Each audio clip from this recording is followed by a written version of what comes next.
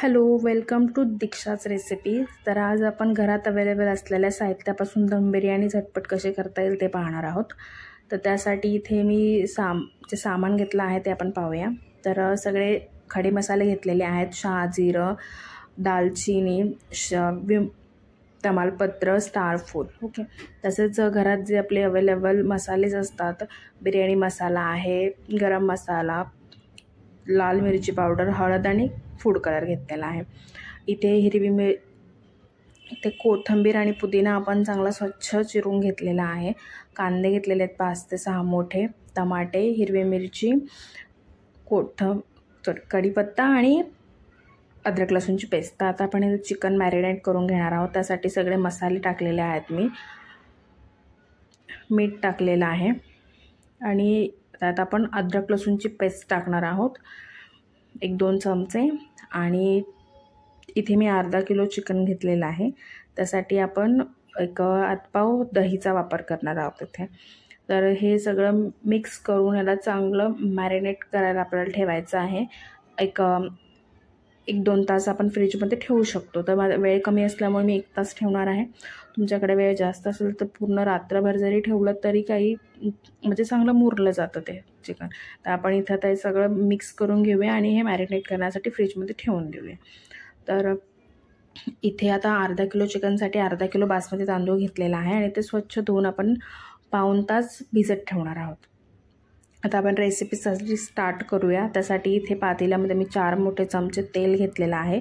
ते तेल चांगलं गरम झालं की आपण त्याच्यात जे खडे मसाले आहेत ते सगळे टाकणार आहोत. ते चांगले परतले गेले खडे मसाले की त्यात आपण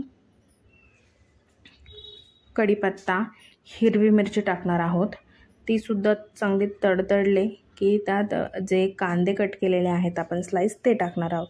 तर तुम्ही कांदा तळूनही घेऊ शकता. तळून घेतलेला कांदासुद्धा जे आपण चिकन मॅरिनेट केलं त्याच्यामध्ये टाकू शकता आणि ते मिश्रणसुद्धा यात डायरेक्ट टाकलं तरी काही प्रॉब्लेम नाही. पण आता मी इथे तेलामध्येच कांदे फ्राय करून घेणार आहे. तर इथे आपण हे कांदे चांगले ब्राऊन होईपर्यंत तळून घेणार आहोत मीडियम फ्लेमवर. आणि हे कांदे टाकल्यानंतर आपल्याला चांगलं मिक्स करून घ्यायचं आहे. परतून घ्यायचं आहे, नाही तर कांदा खाली लागेल. तर आता आपण इथे चांगलं परतून घेऊया. थोड्या वेळानंतर तुम्ही पाहू शकता हा कांदा आता इथे लाल झालेला आहे.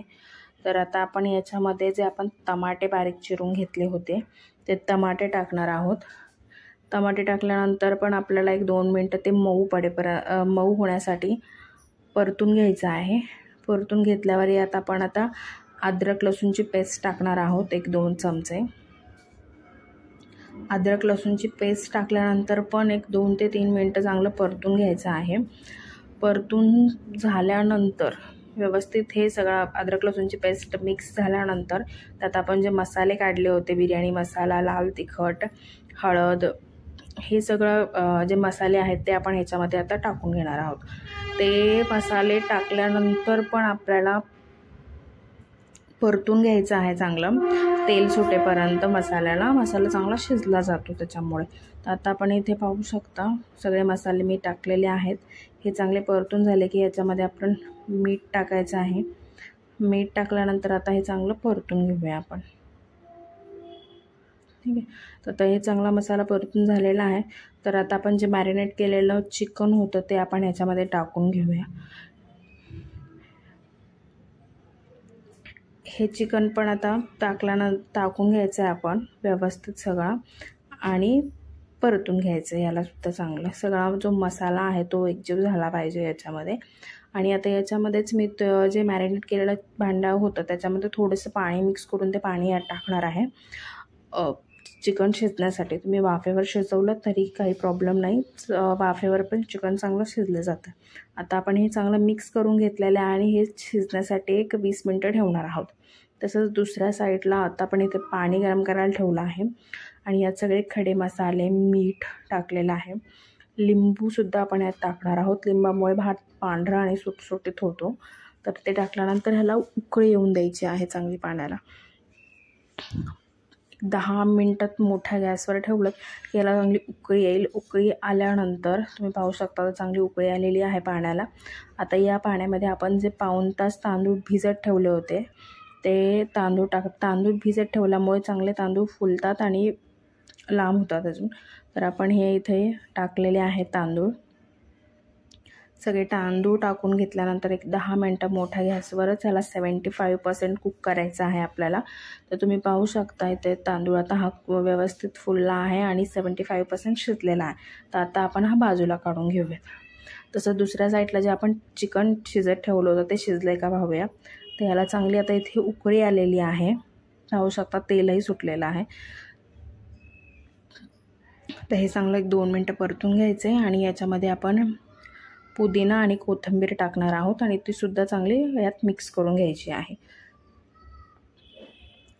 मिक्स करून झाल्यानंतर आपण जो भात वेगळा केला होता शिजलेला तो भाताचा याच्यावर एक लेयर टाकून घ्यायचा आहे आणि गरम भात असतानाच टाकायचा आहे. म्हणजे त्याची कुकिंग प्रोसेस स्टार्ट राहते. नाही तर तो पूर्ण गार होऊन जातो आणि मग वेळ लागतो त्याला पुन्हा गरम होण्यासाठी. तर इथे एक भाताचा पूर्ण लेयर मी टाकून घेतलेला आहे.